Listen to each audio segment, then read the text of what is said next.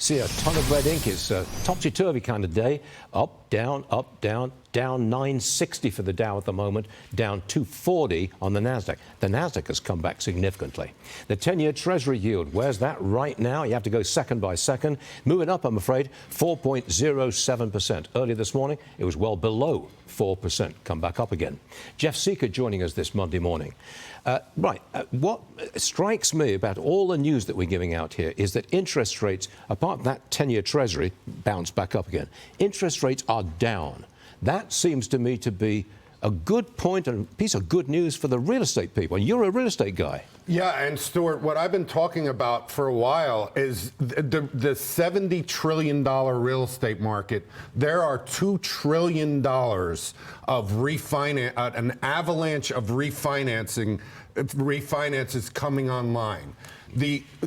What the Trump administration, what Scott Bessent are doing is they are avoiding what I have been saying would be the biggest credit crisis we have ever seen in this country, because these real estate investors can't refinance at rates that are sustainable, that allow them to continue to own the property. Right. So now by lowering rates, where we were close to 5% on the 10-year Treasury, now we were actually under 4 this morning. That is a tremendous relief. No one's talking about it, but I know from listening to Scott Bessent all weekend, analyzing what he said, he's being very clear that he's targeting the 10-year Treasury. Money's coming out of the stock market into the Treasury, and it's going to avert the biggest credit crisis this nation will ever have seen. Let's hope, shall we say that? Yes. But look, Trump doesn't think inflation is going to be a big deal. Here's what he said.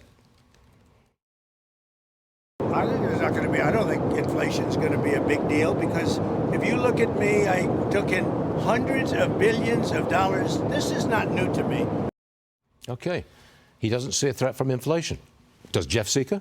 I don't. I actually think that there will be pockets of inflation as a result of this. This is not going to be an easy transition, but I do believe that inflation will come down because, again, lowering interest rates will bring inflation down, and all these countries coming to the table to negotiate the tariffs is going to help in the long run. But there's no doubt there's going to be pain in the short term, and and investors are going to make or break their futures by how they react now. Did you ever sell your Disney? No, I'm still holding that. You've had it for 30 years. I would call Disney a dog, but I love dogs, and that would be insulting to them. I'm still holding it. Hey, Jeff, you're all right. Thanks very much indeed. Look at that 2-year. Look at the yield on that, going up to 366. It was below 3.5% earlier this morning. That's quite a turnaround.